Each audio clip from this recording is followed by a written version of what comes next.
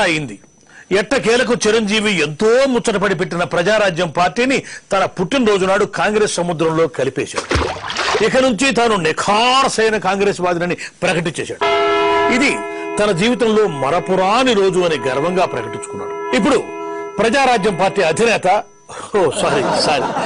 ఒకప్పటి ప్రజారాజ్యం పార్టీ అధినేత నేటి కాంగ్రెస్ నాయకుడు చిరంజీవితో మాట్లాడదాం.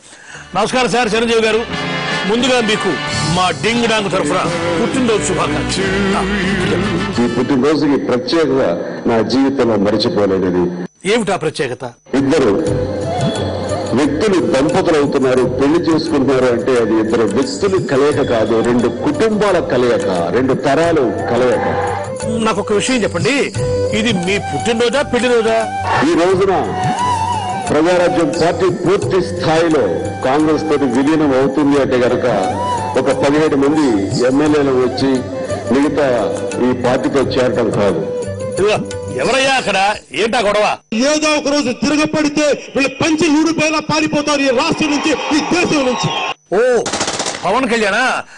ఏదో ఏమండి పవన్ గారు, మీరు కొంచెం ఆగండి. అన్నయ్య మాట్లాడుతున్నాడు ఇక్కడ, అన్నయ్యతో మాట్లాడుతున్నాడు ఇక్కడ మేము. చిరంజీవి గారు మీరు చెప్పండి, ఆయన నాగమన్నానండి. ఈ రోజున అద్భుతమైన కలయిక జరుగుతుంది. ప్రతి కాంగ్రెస్ నాయకుడికి ఒక దుర్మార్గపు క్రిమినల్ చరిత్ర ఉంది. సార్ పవన్ కళ్యాణ్ గారు అట్లా ఆవేశపడితే ఎట్లా సార్? అన్నయ్య చాలా సీరియస్ గా మాట్లాడుతున్నారు ఇక్కడ, మీరు కొంచెం ఆగండి. చిరంజీవి గారు చెప్పండి, మీరు ఈ పుట్టినరోజును మీరు ఎట్లా భావిస్తున్నారు? ఇది ఆషామాషి పుట్టినరోజు కాదు. ఆషామాషి పుట్టినరోజు కాదా? మరి ఈ యొక్క విలీనం అది సాదాసీదాకు పుట్టిన మన విలీనం కాదు. కాంగ్రెస్ దౌర్జన్యాన్ని, కాంగ్రెస్ దమన నీతిని ప్రతి వాడన వీధి వీధిన పల్లె పల్లెన ఈ రాష్ట్రానికి మొత్తం చెప్పి కాంగ్రెస్ ని గద్దె దించుతాం. ఏంటండి కళ్యాణ్ గారు, మళ్ళీ ఏంటి? ఎందుకు అట్లా గుర్తు చూసుకుంటారు మీరు? అంతా అయిపోయింది కదా, అయిపోయా కాంగ్రెస్ లో కలిసిపోయా. మీరు అట్లా ఉండండి, మీరు కంటిన్యూ చేయండి సార్ చిరంజీవి గారు. పవన్ గారు మీరు కష్టాలండి. కాబట్టి ఈ పుట్టినరోజుకి ప్రత్యేకంగా నా జీవితంలో మరిచిపోలేనిది. అవును, ఆ మాటకు వస్తే మీ మాటలు నమ్మి మీకు ఓట్లేసిన జనాలకు కూడా జీవితాంతం గుర్తుండిపోయే దినం ఇది. ఆ ప్రజారాజ్యం పార్టీకి మంగళం పాడారు, ఇప్పుడేం చేస్తారు చెప్పండి? ఈ రోజు ఒక కాంగ్రెస్ వ్యక్తిగా నేను జీవితాంతం కాంగ్రెస్ లో ఉంటాను. కాంగ్రెస్ కి చిరంజీవి గారు కొరబోయింది మీకు. మీకు ఓట్లేసిన జనాలు ఎవరో మిమ్మల్ని తలుచుకుంటున్నారు. నమ్మి ఓట్లేస్తే ఇట్లా చేసేటేమిట్రా అనుకుంటున్నారు, లేకపోతే ఘాట్లో పడ్డాడు అనుకుంటున్నారు, మనకు తెలియదు. చెప్పండి, మీరు చెప్పండి. కాంగ్రెస్ పార్టీ అన్నది ఆషామాషి పార్టీ కాదు. ఇలాంటి కాంగ్రెస్ క్రిమినల్స్ ని తరిమి కొట్టాలని చెప్పి మీకు మనస్ఫూర్తిగా కోరుకుంటూ ఒక దేశభక్తుడిగా, మీలో ఒకటిగా, ఒక సామాన్య కార్యకర్తగా మీకు చెప్తున్నాను my dear friends. Pawan Kalyan గారు మీకు కొంచెం ఆగండి. మీరు ఎంత మొత్తుకున్నా ఇక్కడేం లాభం లేదండి. ఇక్కడ ఈ అన్నయ్య ఆ అన్నయ్య కాదు, మార్పు అని పాపం తానే మారిపోయారు. మీరు ఇట్లా మాటికి వచ్చి కాంగ్రెస్ ను చుడుతుంటే అన్నయ్య బాధపడతాడు. చిరంజీవి గారు మీరు కంటిన్యూ చేయండి. అధికారం అనేది నాకు పరమావధి కానీ అది కాదు ఇంపార్టెంట్. ప్రతి రాజకీయ నాయకుడు చెప్పే మాటే సార్ ఇది, పదే చెప్తుంటారు. పైగా ఇంకా చెప్పండి. అవినీతి అన్నదానికి రిజల్ట్స్ మనం తమిళనాడులో చూసాం. నాకు తమిళం రాదు చిరంజీవి గారు, అక్కడేం చూశారో మీరే చెప్పాలి. అవినీతి వల్ల ఈ రోజు మట్టి కచ్చుకుపోయింది డిఎంకే. అవినీతి వల్ల డిఎంకే మట్టి కొట్టుకుపోయిందా? ఒక్కసారి మీరు ఎట్లా ఉండండి బాబు, ఆ క్లిప్పింగ్ ఒకసారి.